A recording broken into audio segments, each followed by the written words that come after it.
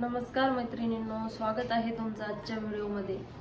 आज 30 डे चॅलेंजचा जो मी व्हिडिओ बनवत आहे त्यामध्ये आपल्या मनामध्ये जे टेन्शन असतात, आपल्या मनामध्ये जे दुःख असतात त्यातून कसं बाहेर पडायचं याविषयी आपण चर्चा करणार आहोत। तर थोडक्यात त्याबद्दल माझे जे विचार आहेत ते मी आपणास सांगणार आहे।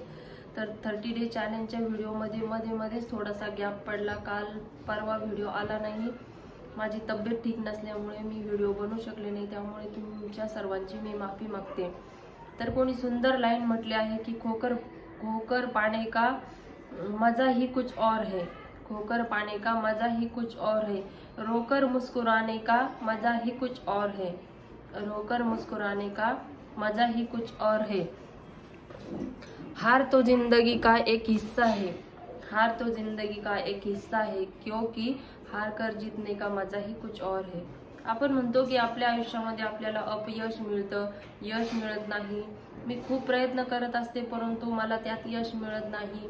अशा खूप साऱ्या गोष्टी आहेत आणि माझ्या ज्या मैत्रिणी आहेत, समजा तुम्ही सर्व आहात, यापैकी खूप जणी ज्या आहेत त्या एज्युकेटेड असेल, खूप हुशार असतील, प्रत्येकीमध्ये काही गुण असतील, कला असतील, परंतु प्रत्येकीलाच आपल्या कलागुणांना वाव देणं जमत नाही। कोणी घर परिवारात व्यस्त असतं, कोणाच्या घरच्या लोकांना घरातून बाहेर पडणं जमत नाही, आपले विचार बाहेर जाऊ द्यायला आवडत नाही। अशा अनेक अडचणींनी खूप साऱ्या माझ्या एज्युकेटेड मैत्रिणी म्हणा, खूप हुशार मैत्रिणी आज घरात बसून आहेत।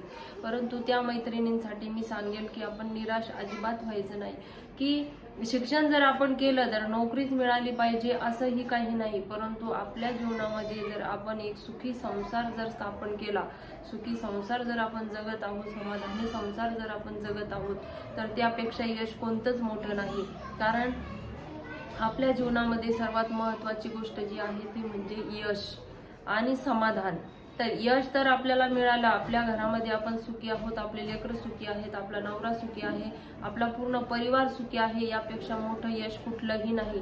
कारण नोकरी करून पैसा मिळवता येतो, परंतु पैशाने सुख आणि समाधान मिळवता येत नाही। म्हणून मी माझ्या सर्व मैत्रिणींना सांगू इच्छिते की प्रत्येकीमध्ये काहीतरी गुण आहेत आणि ते आपल्याला समोर आणायचे आहेत आणि ज्यांना ज्यांना जमतंय त्यांनी नक्कीच बाहेर पडण्याचा प्रयत्न करा, आपल्या कलागुणांना वाव द्या। तर आपण आपल्या मनामध्ये जे बघा तुम्ही, आपण लहान असताना आपण फुग्यासोबत खेळलो किंवा आपले मुलं फुग्यासोबत खेळतात, त्या फुग्यामध्ये तो फुगा जेव्हा आपण आणतो त्यामध्ये हवा नसते, परंतु हवा भरल्यानंतर तो फुगा काय होतो तर खेळण्यायोग्य होतो। मग त्या फुग्यामध्ये जर वाजवीपेक्षा जर जास्त हवा भरली तर काय होतं तर तो त्याचा आवाज म्हणतो काय होतो, फुटतो। तर त्याची जी क्षमता आहे, हवा त्यामध्ये मावण्याची जी क्षमता आहे ती काहीतरी लिमिट मध्ये असते। तर त्या लिमिटच्या वर त्या फुग्यामध्ये जर आपण हवा भरली तर तो फुगा काय होतो, फुटतो। त्याचप्रमाणे आपल्या मानसिक तणावाचं आहे, आपल्या मनामध्ये आपल्या डोक्यामध्ये जे विचार असतात ते विचार जर वाजवीपेक्षा जास्त झाले तर आपल्या मनामध्ये तणाव निर्माण होतो।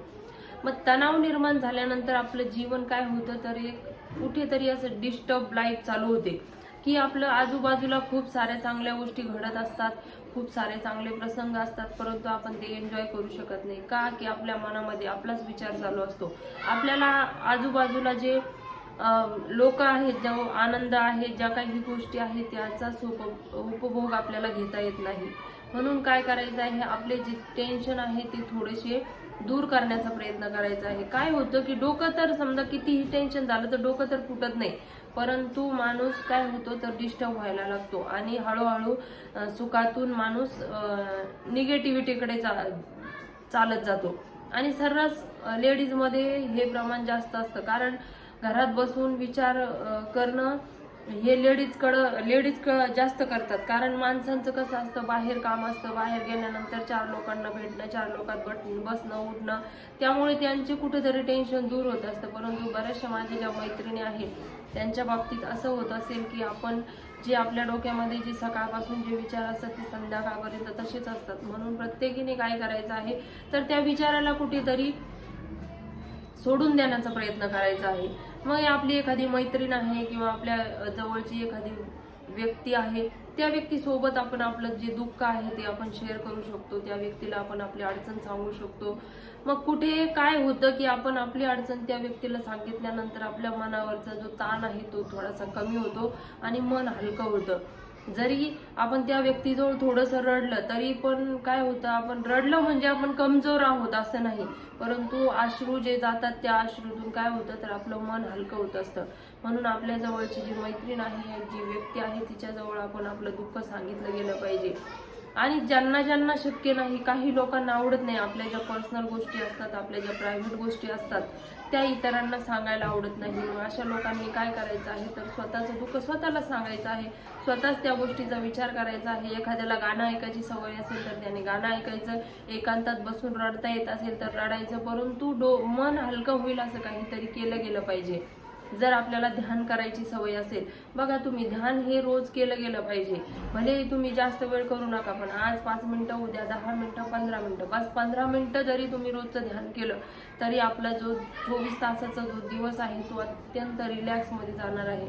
म्हणून आपल्या मनामध्ये जे दुःख आहे ते आपल्या मैत्रिणींना किंवा आपल्या जवळच्या व्यक्तीला नक्कीच शेअर करत चला. आणि सर्वात महत्त्वाचं म्हणजे आपल्याला जर संगीत आवडत असेल तर आपण गाणंही ऐकू शकतो. गाणं ऐकल्यानंतर संगीत ही अशी कला आहे की खूप मोठ्या डिप्रेशनमधून ती आपल्याला बाहेर काढत असते.